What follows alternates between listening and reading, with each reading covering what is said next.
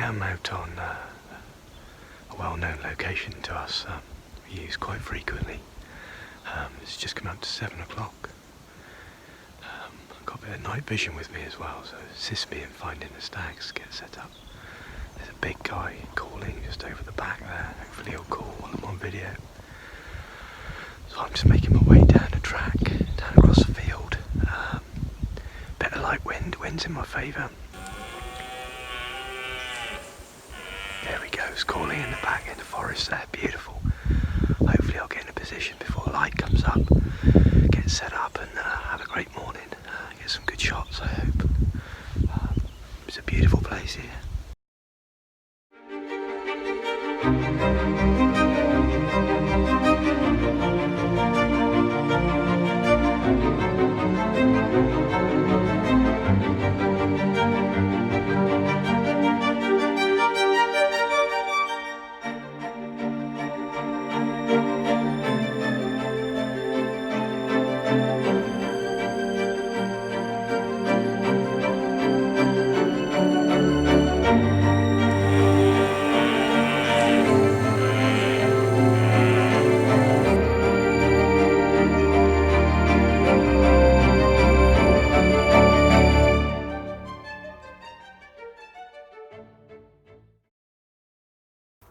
So it's about 7:15, just been out doing a bit of a recce, and I just heard a fine stag bolving just over the back through the mist, making its way from a woodland across a field. Really nice stag, sounds very deep, really nice. Hopefully he might call out. I've lost them completely now, but birds are starting to wake. I'll head round and see if I can see them going back into the other part of the woodland. In position.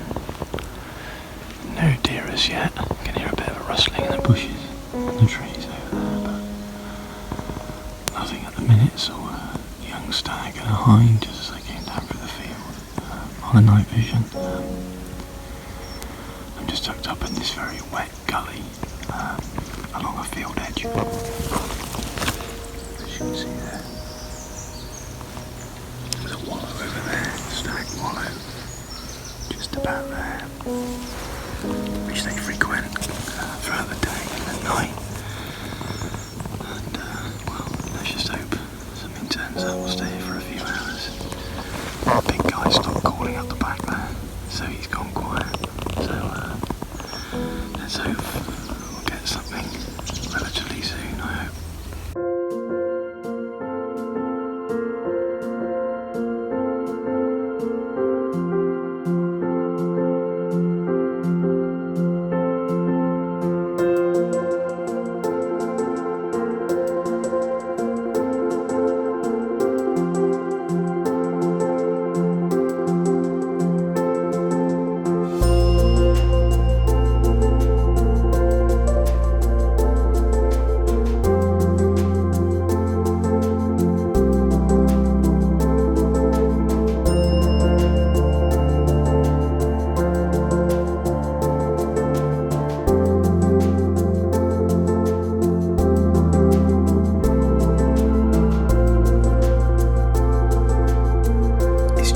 Beautiful to see them relaxed at play and not being disturbed. Absolutely gorgeous.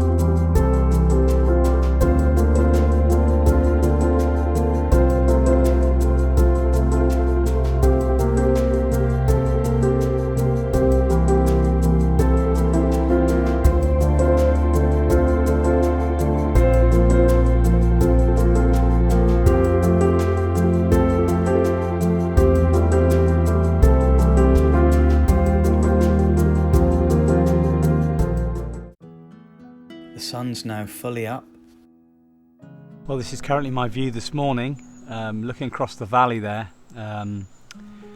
Dunkery Hill, probably about 12 o'clock, and then over there you've got Horner Wood, Lay Hill, Quarter Hill, and at the very distance there you can see Chetsford Water. Amazing view. It's good to see a bit of behaviour. This stag is currently posturing and sniffing the ground.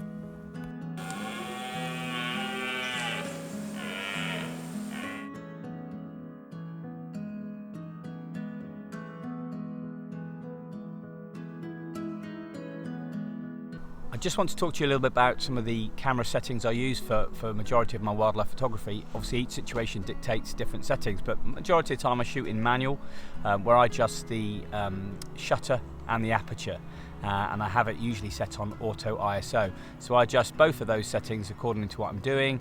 You know, if it's wide open, so I can isolate the subject from the background, or I may, you know, shallow depth of field, etc. I may want to have the background more in focus, so I adjust it that way, and then I adjust the shutter speed depending on what the subject is. You know, if it's a fast moving subject, then I want obviously a faster shutter speed, and then the auto ISO kicks in to maintain a correct exposure.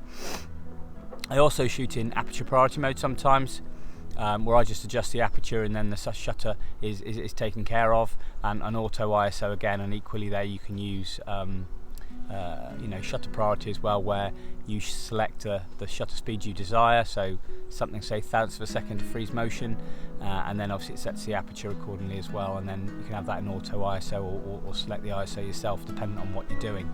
And along with the manual settings I like to you know, have a little bit of exposure compensation, so you can have negative compensation or positive, whereas then you dial in some overexposure, say by 1 stop, 1/3 of a stop, and then that just gives that picture a little bit more punch. So if you're taking the picture, gauging your histogram to make sure that you've got pretty much like a mountain shape really in the middle, and there's no clipping on each end, so you've got the lights on one side, darks on the other, and then your mid-tones in the middle. And then if you're slightly blowing your highlights, then you can obviously dial in a bit of negative exposure compensation, and the same on the other end. If it's too dark, then you can obviously boost that with a bit of plus on the exposure compensation. So you know, just gauge your histogram for that in RGB or just the main overall image histogram, just to maintain that nice kind of like mountain shape, if you like, and make sure that you're not getting any clipping. And that's pretty much the settings I use day to day, but as I said before, you know, every situation dictates different settings, and it's whatever works for you, but it kind of works for me. Well, there's worse things I could be doing on a Wednesday morning. Absolutely gorgeous. It really is.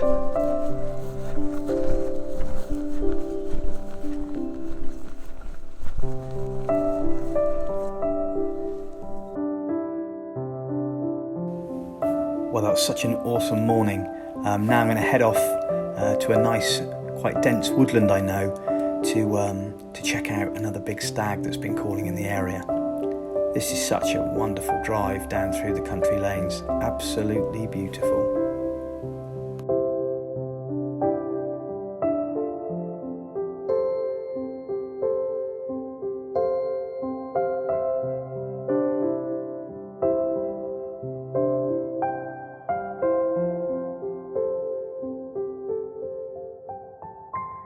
Well, let's just park up here and head down the river.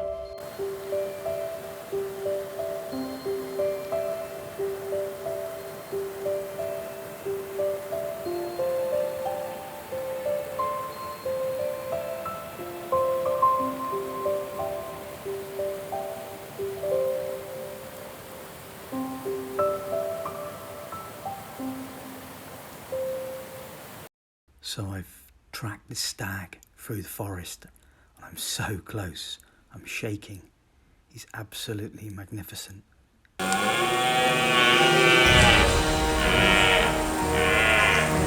My heart is absolutely racing.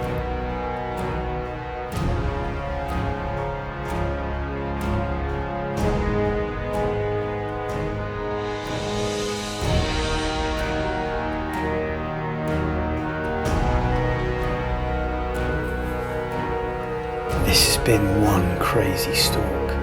Absolutely superb looking stag. In a perfect setting. Awesome. Well, I hope you enjoyed it. Click subscribe and like to see more. Thanks for watching.